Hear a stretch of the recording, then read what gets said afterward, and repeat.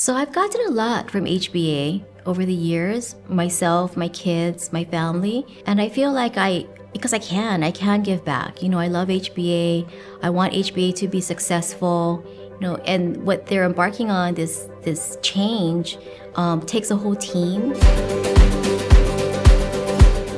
So I entered HBA in the 8th grade.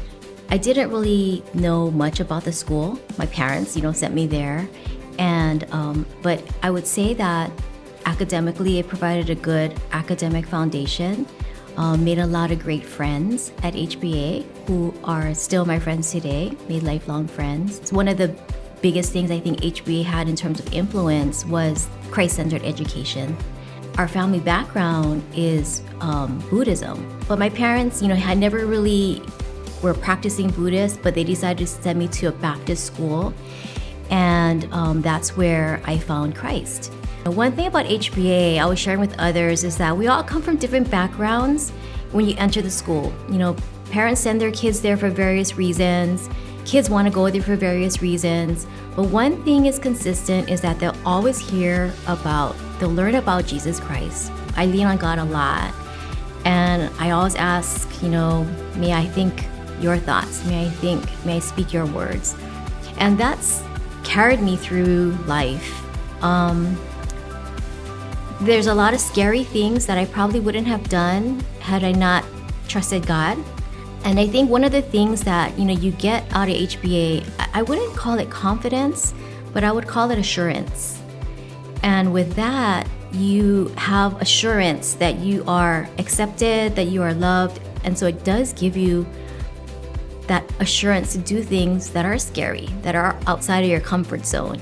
So I think one of the things that I learned and many come out of HBA with is an understanding of servant leadership. And that is something, in my role at the bank, managing other people, my role is really to help others succeed, whether it be our customers or the people that I work with. And that comes from what I grew up with in HBA.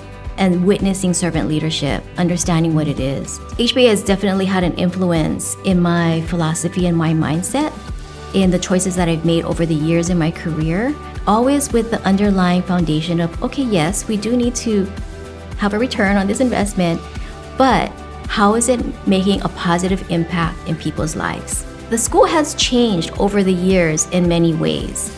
I was sharing where when I first came, we didn't have a gym, we didn't have a cafeteria, we didn't have a place to have chapel. Today, the high school and middle school have way better facilities than we ever had.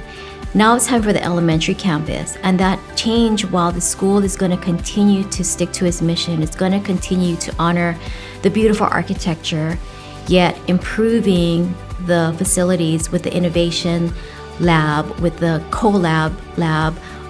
It's going to make the school relevant, continue to stay relevant so that it can continue for another 75 years. It's time to make those improvements, and it'll allow the school to bring in a different style of learning that they may already be doing within their classrooms, but to really expand on that.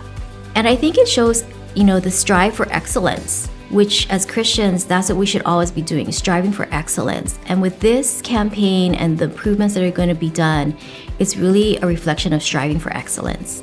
I'm thankful for the opportunities, and so I have the opportunity to give back, so I'm happy to do so.